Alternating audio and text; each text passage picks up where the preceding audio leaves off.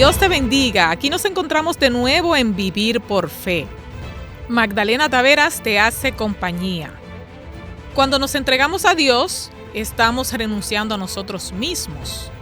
Hoy veremos si esto lo realiza el propio individuo o si necesita ayuda divina para lograrlo. El pastor Sergio Rubio, teólogo y escritor, nos dirá qué dice la Biblia al respecto. Mantente ahí.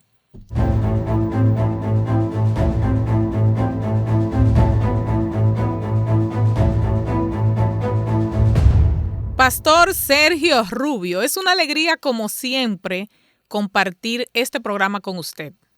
Muchas gracias, Magdalena. Estamos aquí para este segmento y esperamos también que nuestros oyentes se encuentren bien. Pastor, el proceso de entregarnos a Cristo se toma más tiempo en unas personas que en otras. ¿Cuál es la parte que nos corresponde hacer para entregarnos a Él? Así, la entrega a Cristo es una de las cosas más importantes que tiene la Biblia. Y la parte nuestra es permitir que Dios haga los cambios en nuestras vidas. Es decir, como darle la oportunidad para que el Señor actúe. Es como un pedazo de diamante que está en el taller del artista.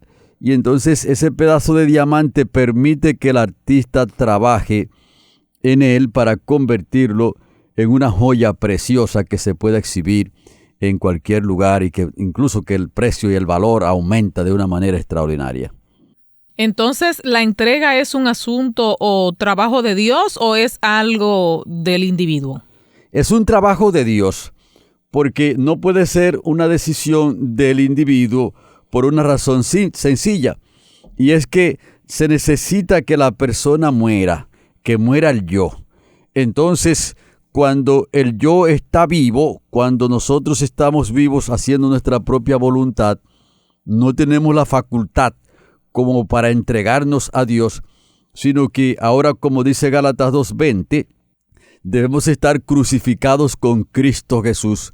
Como lo dijo Pablo, con Cristo Jesús estoy crucificado y ya no vivo yo, mas vive Cristo en mí.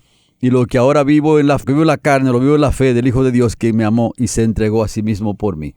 Por lo tanto, el asunto de la entrega es un asunto que tiene que ser un trabajo directamente de Dios, porque nosotros generalmente pensamos que podemos hacer estas cosas, pero es Dios el que obra en nosotros el querer como el hacer por su buena voluntad. Este versículo de la Biblia me gustaría que usted lo aclare. ¿Qué significa ser crucificado en términos bíblicos? En términos bíblicos, ser crucificado significa que la persona ha muerto a su propia voluntad, ha muerto a sus propios caminos. Por eso usted se da cuenta que cuando una persona se está bautizando, el bautismo simboliza que la persona murió y que en el agua ahora lo están sepultando y que a la vez está resucitando a una nueva vida. En otras palabras, que ahora la persona antes era un siervo del enemigo y ahora es un siervo de Dios, porque en esta batalla entonces son dos bandos que hay y las personas que se han entregado al Señor están crucificados juntamente con Cristo Jesús porque han muerto a su propia voluntad para vivir entonces a la justicia de Cristo. Entonces, pastor, si no debemos trabajar para entregarnos, supongo que sí debemos hacerlo para recibir la fe. Ahí la palabra trabajo en esos elementos no tiene cabida porque esos son dones de Dios. Por eso dice la Biblia claramente que la salvación es gratuita. Entonces la fe también es gratuita. Entonces son dones de Dios. Y nosotros los seres humanos solamente lo que debemos hacer es recibir el don de Dios. O también podemos rechazarlo, pero no debemos trabajar o no podemos trabajar para adquirir la fe y para adquirir la salvación, porque son dones gratuitos que Dios nos proporciona para que nosotros podamos alcanzar los objetivos, y es la salvación que Él quiere darle a cada persona de esa forma. Acláreme un poquito más lo de que la persona no debe trabajar para adquirir la fe, pastor. Ujú. Si la persona pudiese trabajar, entonces ya la salvación no sería por la fe, sino una deuda. Como una persona que hace un trabajo, ya la persona que le va a pagar no le puede decir que le está regalando algo porque fue que la persona se lo ganó. Y en este caso entonces es Dios que nos concede por su bondad de manera gratuita el don de la fe. Entonces, volviendo al tema de la entrega, ¿cómo ocurre la entrega nuestra a Dios?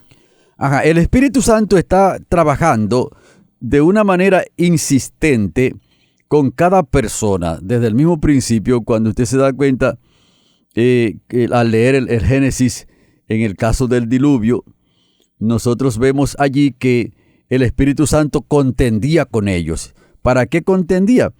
Para que ellos abran la puerta, para que entreguen su corazón al Señor, para que permitan que el Señor trabaje en ellos. Entonces la entrega se da cuando el Espíritu Santo va despertando nuestras conciencias, va despertando nuestras mentes y nos va convenciendo de que la condición que nosotros tenemos es una condición contraria a la voluntad de Dios y que en ese camino solamente vamos hacia la perdición. Entonces, cuando hacemos conciencia de eso, entonces permitimos que la voz del Espíritu Santo tenga el predominio en nosotros, y entonces de esa manera es que Dios nos conduce hacia Él cuando nosotros abrimos nuestras mentes y deseamos que esa aproximación del Espíritu Santo que nos está haciendo, entonces la vemos positiva y creemos entonces que ese es el camino, y entonces rendimos nuestra voluntad al Señor. ¿Podemos nosotros descubrirlo cuando hemos entregado nuestra voluntad a Dios? Claro que sí, porque la Biblia dice: por sus frutos los conoceréis. Entonces, cuando nosotros estamos en el mundo y haciendo nuestra propia voluntad, y ahora el Espíritu Santo nos ha conducido a su terreno y al terreno de la salvación en Cristo Jesús, podemos hacer entonces como la comparación de la vida antigua y la vida nueva que estamos llevando, que son dos cosas totalmente distintas. Y entonces, como dice ahí en Gálatas el capítulo 5, los frutos o el fruto de la carne son totalmente distintos al fruto del Espíritu Santo, y que tanto nosotros como las personas que también nos observan y que ven el desarrollo de nuestras vidas, se puede dar cuenta que la luz del Espíritu Santo ha resplandecido en nosotros. Pastor, me imagino que cuando Jesús estuvo aquí en la tierra, hizo alguna referencia en cuanto a este tema de la entrega. ¿Podría usted mencionar alguno? Uh-huh. Así que Cristo Jesús hizo diferentes parábolas, hizo también diferentes exhortaciones para ilustrar la entrega del yo. Por ejemplo, cuando la parábola del hijo pródigo, usted se dio cuenta, si usted lee ahí en Lucas 15, esa parábola se va a encontrar que al principio, cuando ese muchacho estaba en la casa, se mostraba desafiante. Se mostraba de una manera muy fuerte: tráeme mi dinero, dame mi parte de la herencia, que la necesito, me voy. Entonces, cuando se fue por allá a vivir como él entendía que tenía que hacerlo, cuando se vio en carencia, se vio en una necesidad muy terrible en su vida, entonces volvió en sí. Es como decir, bueno, me doy cuenta que estoy en un camino malo, que he cometido errores muy peligrosos, que no tenía razón de irme de la casa de mi padre, por lo tanto ahora voy hacia allá, voy hacia mi casa otra vez, para que me traten como uno de los jornaleros, que ahí estoy mejor, por supuesto, que como estoy en esta condición. Entonces, es algo como de ese milagro que el Espíritu Santo hace en la vida de la gente, porque recuerde, Magdalena, y también nuestros amigos oyentes de este segmento, que la salvación es un milagro de Dios. Es decir, que es un asunto que nosotros no lo podemos explicar así, con todos los detalles, pero la Biblia da muchos ejemplos de cómo la persona es atraído a Dios, de cómo el Señor entonces lo trae para el camino de la salvación otra vez, lo trae de regreso, porque salvar a una persona es como resucitar a un muerto. ¿Como resucitar a un muerto, pastor? Claro que sí. traerlo de la muerte a la vida. Por eso la Biblia dice que el que se ha convertido ha pasado de muerte a vida, y eso es ciertamente un milagro de Dios. ¿Y es la entrega una experiencia definitiva que ocurre una sola vez o tiene que ocurrir varias veces? Bueno, la entrega pudiera ocurrir una vez, pero ¿qué sucede? La persona necesita como renovar su pacto con Dios, porque cuando nosotros vemos el plan de salvación, Jesucristo murió en la cruz del Calvario, y ese es un hecho que ya está consumado. Entonces, cuando el Espíritu Santo nos atrae al plan de salvación, nos lleva por ese camino donde Jesucristo labró nuestra salvación en la cruz del Calvario, donde redimió nuestros pecados. Pero ¿qué sucede? Que cuando llegamos allí, que descansamos en Cristo Jesús, en el sacrificio que Él hizo en la cruz del Calvario, entonces debemos tener el hábito de todos los días renovar ese pacto. En ese sentido, entonces es una experiencia diaria. Y de hecho, alguien dijo que para formar un hábito se necesita repetirlo por lo menos 60 veces. ¿Tanto? Así que el hábito hay que formarlo. Y yo creo que es uno de los hábitos más poderosos y más interesantes en la vida cristiana, porque como uno se alimenta diariamente para sostener la vida física, también es importante que nos sostengamos para mantener la vida espiritual. Y entonces esa vida espiritual se sostiene como renovando el pacto todos los días con Cristo Jesús. Entonces, en ese sentido, la entrega sería entonces una experiencia diaria. Porque si una persona, por ejemplo, dice, allá 30 años atrás me entregué a Cristo Jesús y no ha tenido como más esa experiencia, como que ha cortado su vínculo con Cristo o no tiene más devoción con Cristo Jesús, esa experiencia puede ser una experiencia que no tenga tanto valor para la salvación, porque es una experiencia muerta. Nosotros debemos tener como una experiencia viva todos los días con Cristo Jesús, y en ese sentido entonces la entrega debe ser un asunto diario. Pastor, usted mencionó un versículo hace un momento, pero me gustaría saber si hay otro que respalde el tema de la entrega. Correcto. Podemos leer Mateo 10:38, donde la palabra de Dios está diciendo que debemos tomar la cruz, nuestra cruz, diariamente. Entonces, eso significa que esa experiencia espiritual debemos renovarla constantemente, de manera diaria, como ya hemos expresado, para que se mantenga siempre lubricada, para que se mantenga nueva, y entonces esa experiencia pueda ir creciendo también, incluso, de manera que alcancemos los objetivos que Dios quiere para con nosotros. Y entonces es interesantísimo que podamos verlo así. Si leemos Mateo 10:38, ahí dice la palabra de Dios: y el que no toma su cruz y sigue en pos de mí, no es digno de mí. Lo que quiere decir que es un caminar, es un andar diario con Cristo Jesús. Y por supuesto que cuando dice aquí que tome la cruz, no es que como nosotros estamos sufriendo y como que estamos en una situación calamitosa, sino que es una experiencia gozosa con Cristo Jesús, porque ahora somos sus siervos. Antes le servíamos al pecado, le servíamos a la maldad, y ahora estamos gozosos al servirle a Cristo Jesús. Bueno, este versículo me confunde porque al principio usted decía que Dios es el que nos regala la entrega, pero si yo tomo mi cruz, entonces yo estoy haciendo un esfuerzo, yo estoy trabajando. Bueno, pudiéramos decir, es como una corona.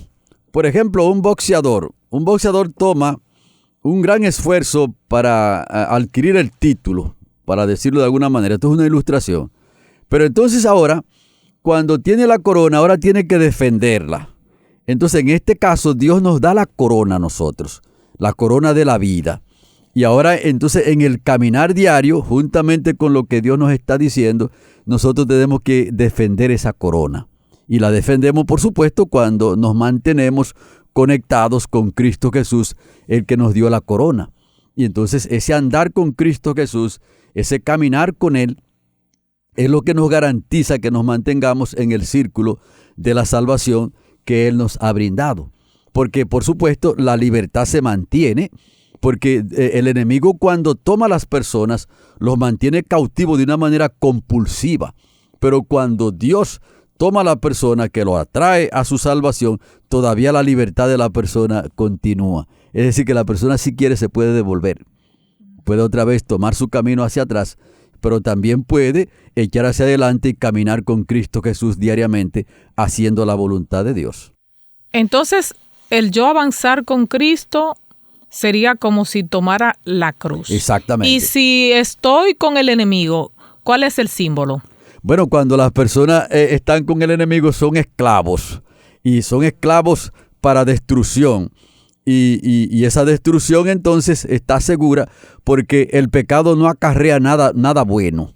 El enemigo también es un amo duro, un amo malo, y que por supuesto cuando engaña a las personas les ofrece libertad, pero es para mantenerlos cautivos y para destruirlos. Entonces, en el caso de Dios, del Espíritu Santo, es todo lo contrario. Le promete una libertad para que la persona alcance la salvación en Cristo Jesús y para que salga del yugo del pecado. Y entonces Dios es un amo bueno, es un amo misericordioso que tiene propósitos totalmente distintos a los propósitos que el enemigo tiene. Entonces, pastor, en base a todo lo que usted ha dicho, el versículo de que con Cristo estoy juntamente crucificado, que debemos tomar la cruz y seguir a Jesús cada día, hemos hoy aprendido que nadie puede crucificarse a sí mismo, sino que otro debe de hacerlo por él, y ese otro es Dios. Correctamente. Así es, porque nosotros no nos podemos arrepentir a nosotros mismos, sino que alguien tiene que motivarnos, alguien tiene que lograr esa victoria en nosotros, y ese es Cristo Jesús. Así que la vida antigua no muere de muerte natural, como ya hemos dicho, sino que el Espíritu Santo tiene que crucificarla, tiene que matarla, y entonces eso ocurre cuando somos atraídos a la gracia en Cristo Jesús. Bien, pues así concluimos el programa de hoy, Vivir por Fe. Muchas gracias, amigos, por haber estado con nosotros. Estuvieron haciéndoles compañía el pastor Sergio Rubio y quien les habla, Magdalena Taveras. Les esperamos en la próxima entrega. Dios les bendiga.